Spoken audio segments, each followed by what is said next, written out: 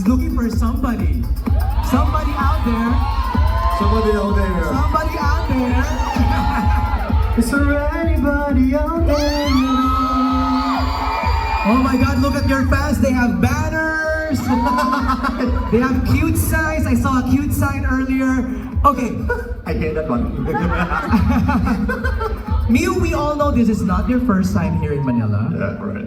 And I hope you can come back here next time doing a vacation or for a vacation. For sure. I want to spend more time here. Right. But since we can't do it, let's play a little vacation trip, okay? Have a seat.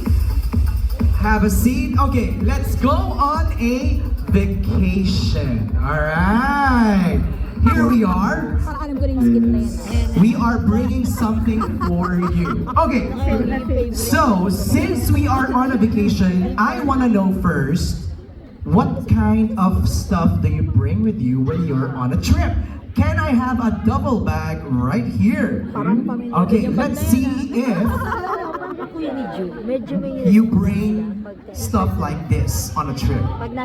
Number one, do you bring a sanitizer with you? It's not mine.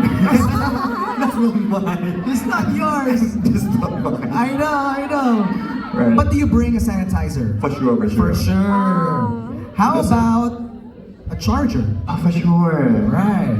I need to call someone. Grabe na. Yeah, Blue.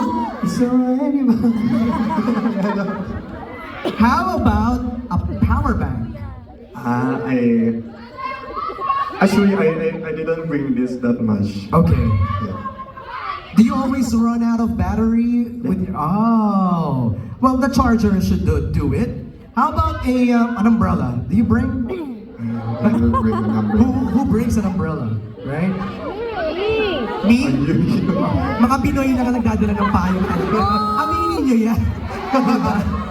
How about a notebook? Like, let's say like a journal or something. Do you do that? No. Oh. I do it on my phone. Oh.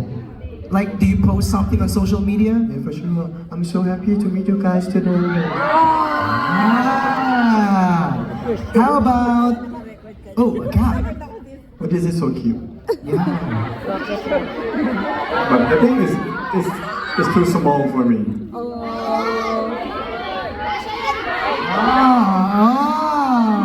It will ruin your hair. Yeah. It's gonna ruin my head. How about a perfume?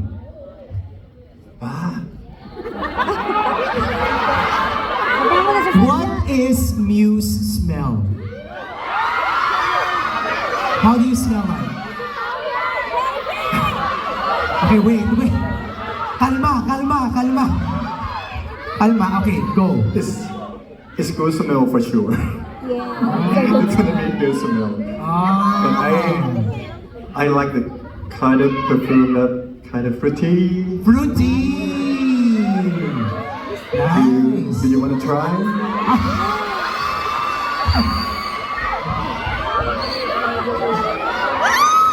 It's fruity.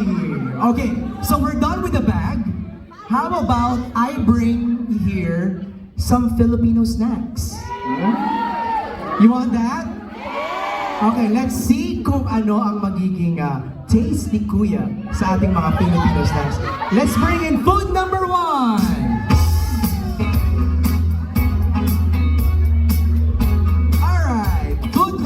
Is fried banana chips drizzled with caramel or sugar sauce. In other words, banana chips.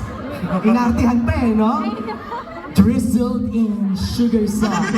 Okay, so this is banana chips. I'm sure you've tasted something like this before. Yeah, I think we have some kind like this in Thailand. Oh, let's see if the taste is the same here in the Philippines.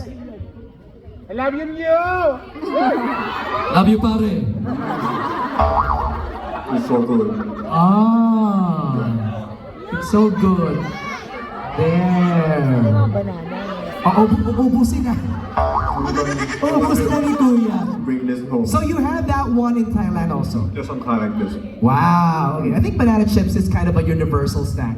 Really? Yeah. Really? Okay, They have that everywhere. All right, so we're done with the banana chips. Let's bring in food number 2. Hoy, nakatakip, nakatakip.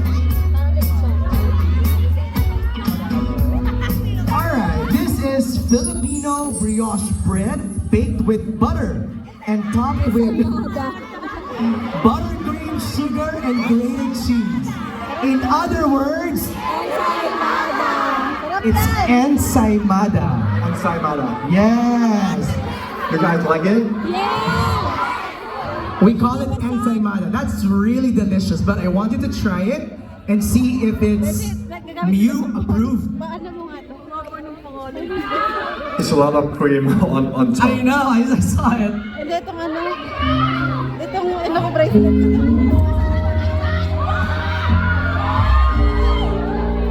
Pag nag-break na lang, mamaya na. Okay, quiet.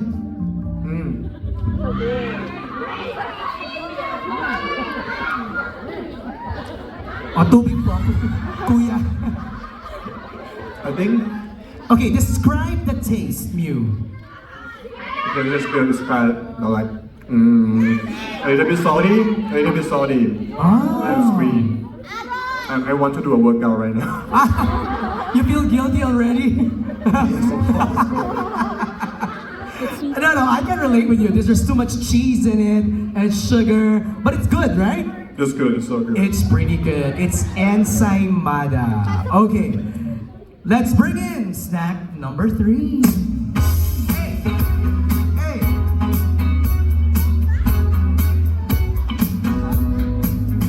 Okay, snack number 3 is a popular Filipino candy here.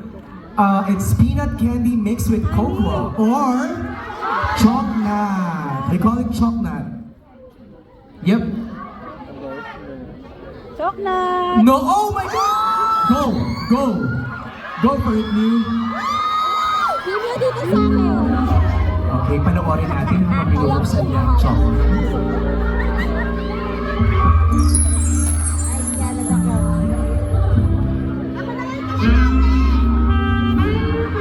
Grabe naman yung tugtog.